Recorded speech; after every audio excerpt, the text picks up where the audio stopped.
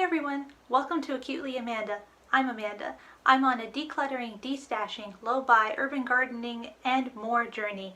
And today I'm here to talk to you about some food prep I'm going to do from my delivery from Imperfect Foods. This is not sponsored content, although if you do sign up for Imperfect Foods using the link that I'll give down below, I do get some credit towards my account, just to be clear.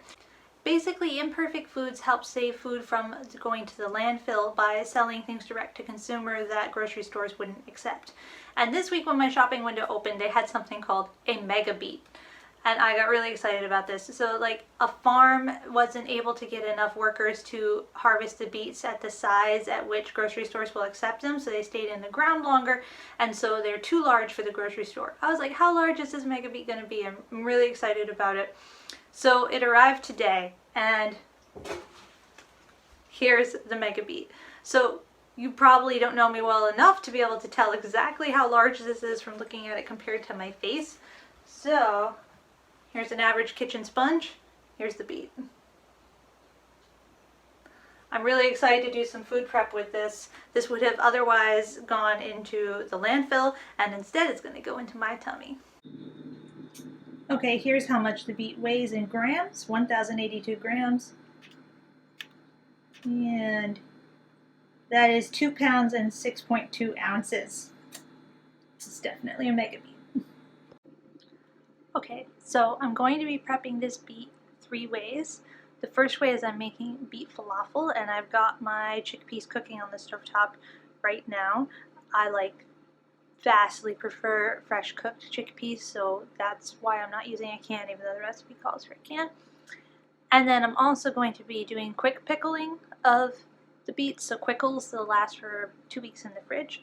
And then I'm also just going to do some small chopping up of the beets and freeze them for future use in things like smoothies or a quick roast for dinner or what have you. So that's how I'm going to be food prepping the beets. I just want to mention that none of these recipes are mine. I'll put links to the recipes in the description below.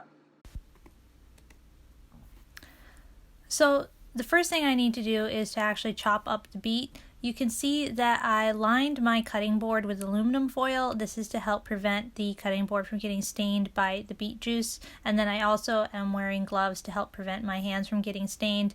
Some folks feel like you can really just wash your hands afterwards and it comes off, but I haven't had the best of luck with that in the past, and we were having company that weekend, so I felt like it was best just to protect my hands.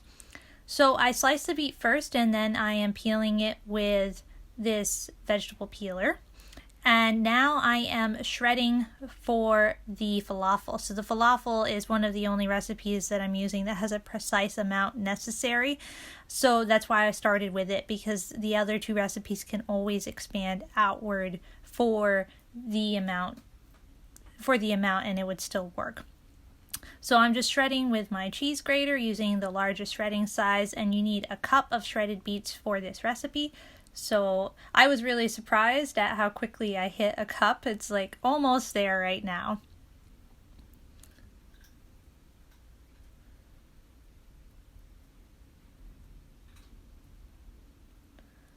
So I've hit the cup, and so I am putting that into the refrigerator for food safety, because food shouldn't be in the danger zone for more than 2 hours. So I like to keep things refrigerated as much as possible when I'm food prepping, just to help minimize the risk. So as you can see, I got these 2 little, I think they're pint-sized glass jars, and so the next thing I'm working on is the quickles. So I'm just peeling and now I'm dicing, and so for quickles I wanted it to be stick-like, so that's why I'm doing these slices. I'm trying to keep them kind of similarly thickness, and then I'm making them into these little sticks. I actually grew up making quickles in the summers with my father, and so this isn't a new thing for me, although I did take the time to look up a recipe to make sure I was doing it with the safest proportions and timing possible. So all I'm doing now is stuffing my 2 jars. Since quickles last for 2 weeks in the fridge, I decided we wouldn't use more than 2 jars of quickles in 2 weeks. When I say we, it's my husband and me. We don't have any kids. So I didn't think that we would use more than that in a couple of weeks. So that's why I'm just doing these 2 little jars.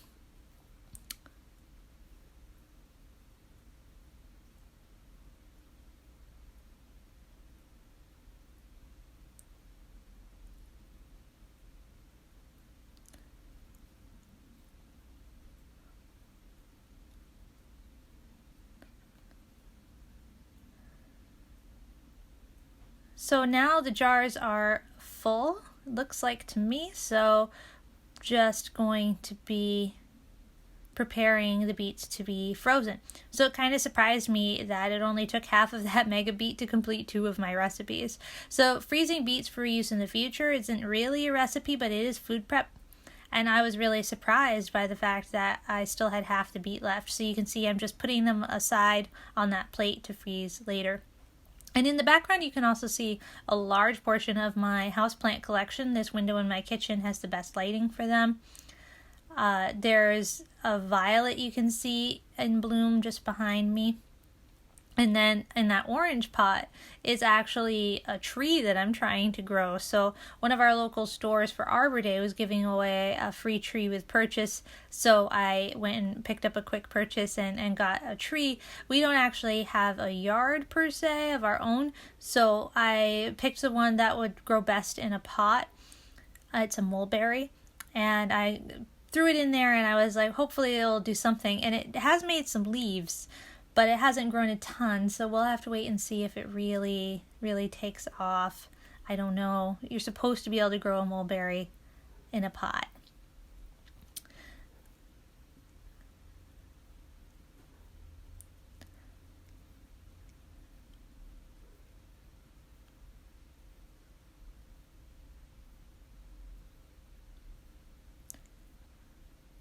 So I just sliced off the bits of that beet that I had shredded off of because I felt like they were a little texturally strange, especially since I'm not sure what I'm going to be doing with these frozen beets.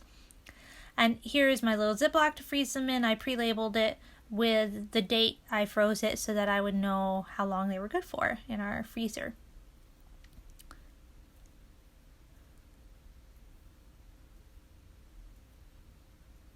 And here I'm just breaking it up before I put it in the freezer. Okay, so this is the falafel. You can see my cooked chickpeas on the bottom. There's the oats and the beets and then garlic and onions and the spices. So it's all ready to blend. This is a Ninja blender. I really like it. I think it works really well.